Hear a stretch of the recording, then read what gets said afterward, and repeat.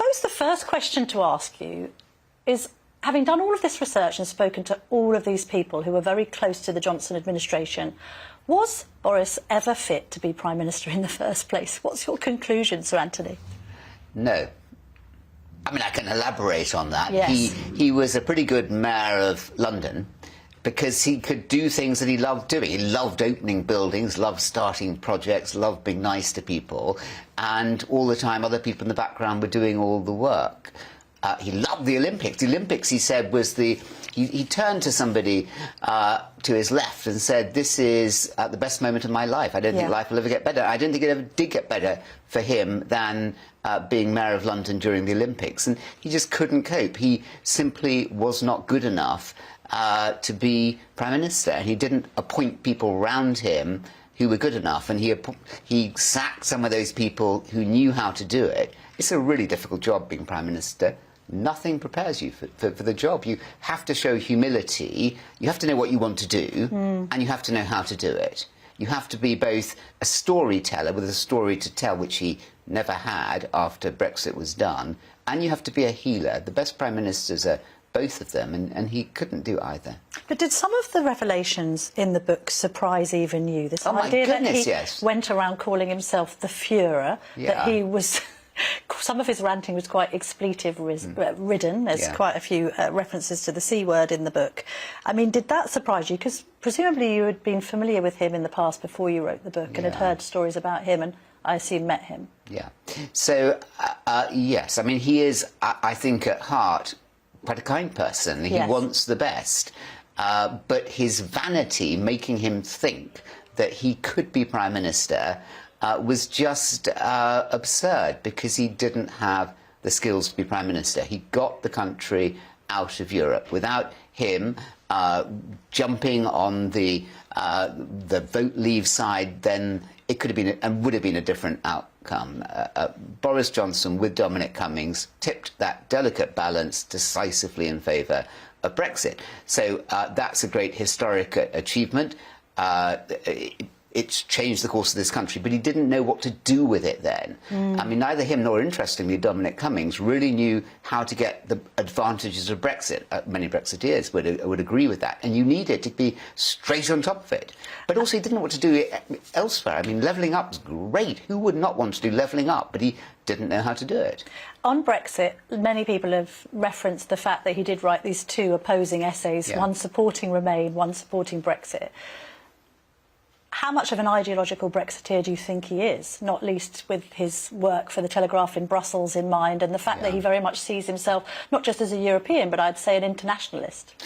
I think a real test, Camilla, is the true Brexiteers, the members of the ERG and other strong pro-Brexit groups don't recognise him and have never recognised him as one of their own. He always seemed to be flaky to them about Brexit. Why? Because he was flaky. He could have jumped either way, so he was right to the very last minute undecided whether he was going to join Remain. Now, Prime Minister David Cameron, Chancellor George Osborne knew, and they were completely right, that the way that Boris jumped would decide the outcome of the referendum. He jumped for vote leave for the Brexit side. Why? Because he calculated that would be a better chance for him of ascending all the way to the top. And he was right in that. It did. He thought it would probably lose. So when the referendum result came through in the early hours, you remember very well, of 24th June 2016, he was completely flabbergasted, and he was wandering around in a Brazilian football T-shirt and baggy short trousers around his home, saying, "Oh my goodness, what now? What now? We don't know what to do. We don't have a plan." And he didn't have a plan because he didn't have a plan, because he didn't think it would happen. So, you know, the tragedy, Camilla, is he could have been the healing Prime Minister that would have taken Britain into that new era, leading Britain into a totally new position, out of Europe, out of the EU for the first time for 50 years. He had the vision of history. We saw it on Ukraine, where he gave superb leadership. but he couldn't, and he's such a gifted orator and communicator. I mean, what Prime Minister? We've just been hearing Keir Starmer doesn't have charisma. No. None of the three leaders have anything approaching. They don't have 10% of the Johnsonian charisma, but they do have the ability to do the work. The interesting revelation about the Vote Leave era, and particularly the day after the referendum, and I was there, I went to the press conference, and both Boris Johnson and Michael Gove looked like rabbits in headlights. They didn't know what hit them. But what I found particularly interesting is that you attribute Michael Gove's betrayal to part of the reason for Boris Johnson's downfall, because you argue that had he run in 2016, he'd have been able to get his feet under the table, he wouldn't have been handed the hospital pass, pardon the pun, that was the pandemic, and he might have done better. But you also reveal that when he was betrayed by Gove, it was one of the only times anyone had seen him cry. Yeah, it absolutely. I mean, it was shattering for both of them. Only four great political beasts dominated the 2010 decade: Cameron, Osborne, and Johnson and Gove, and no one came close to them in any party. Farage as a populist outside Parliament, and the decade was decided by the interplay between them. Boris Johnson is a trusting soul. He was just devastated and could never forgive Michael Gove, and that was another tragedy, because Michael Gove transparently is the ablest of all his cabinet ministers. Had he appointed Gove as Deputy Prime Minister, doing a kind of Willie Whitelaw job that Deputy Prime Minister for Thatcher, who was so significant, or Chris Patten, Heseltine for John Major, you need to have a really capable Deputy Prime Minister and trust them. If he'd done that with Gove, it could have been a very different kind of premiership, because Gove, with his incredible industry and tactical skills, and then Boris Johnson with the big picture, the macro stuff, could have been, we'll never know, a real killer combination. What sometimes isn't discussed about Johnson, because he is actually very private about his very public private life, is the effect of the breakdown of his marriage to Marina Wheeler and his relationship with Carrie.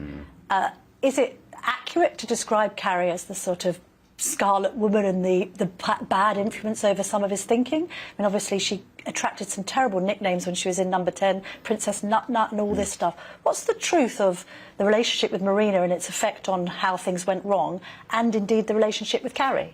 Well, somebody like Boris Johnson, you can compare him to the great Conservative Chancellor R.A. Butler, need very strong partners who are going to put them in their place and not tell them what they want to hear. And Rab Butler, who was the greatest Tory Prime Minister we never had in the post-war period, his wife died, Sidney Courtauld, December 1954. He was a totally different man since. And in the same way, Boris Johnson, for all Carrie's strengths, he needed a mature, very, very strong woman who would not tolerate any nonsense at all. Marina, by the way, was significant in tipping him towards Brexit. So I think that was a loss for a man who, for whom self-discipline is often a stranger. Yes. And how about the relationship between Boris Johnson and Rishi Sunak then? Yeah, that's interesting, an early champion of Boris Johnson, Rishi Sunak, he decided to nail his colours firmly to the Boris mast back when he was running. But of course that relationship disintegrated over the course of time. How much of a bearing did that have on Johnson's downfall? Oh, a lot. No Prime Minister in modern history has lost a landslide victory, which Boris Johnson won in December 2019, everyone, I hope, remember. It was about an 80 majority. I mean, that's going to buy you 5 years of power, possibly even 10. We've been hearing from John Curtis about how hard it is, just earlier in your programme, to undo that kind of majority. And yet, amazingly, Boris Johnson undid it all, not the least because of his Chancellor, losing total patience, faith, credibility in him. Now, what's interesting is that Boris Johnson, with Dominic Cummings, knocked out the earlier Chancellor, Sajid Javid, who was opposing them, having their own ideas. Often a very tricky relationship, Chancellor and Prime Minister, but not that tricky.